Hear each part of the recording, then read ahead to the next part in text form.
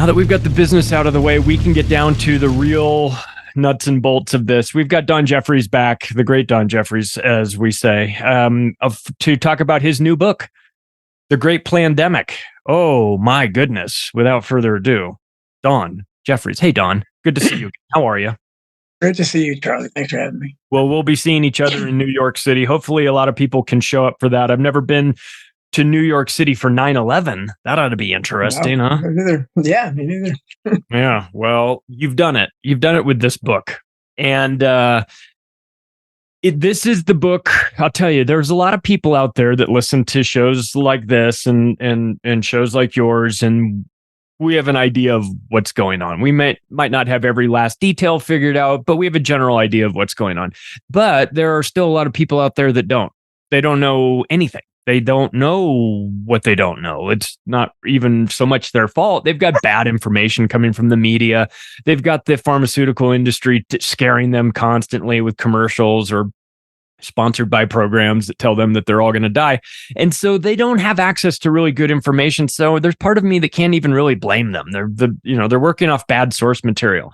If there's somebody in your life that hasn't figured this out yet, you got to send them Don's book. I mean, you go through the book and it's so organized and laid out properly and everything is covered. Don, I mean, I wish you didn't have to write this book, but can we talk about sort of the inspiration behind this, where this came out? Because your family, you were involved in a personal level by this. Everybody really was, some more so than others. But in your particular case with your brother, this really forced you, no choice but to get involved in the researching of this. Listen, something that you've been doing, you've been researching these things for a long, long time. So it's right up your alley, but it became personal. Can we talk about that a little bit?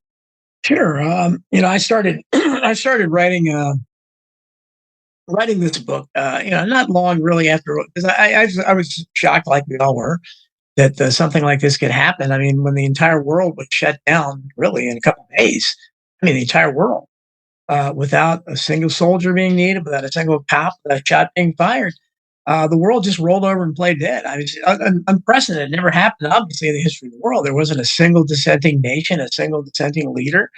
And that obviously caught my attention. And, when they were saying all this stuff about this deadly virus, and I saw early on that they were really, cooking the numbers and they weren't reporting it accurately.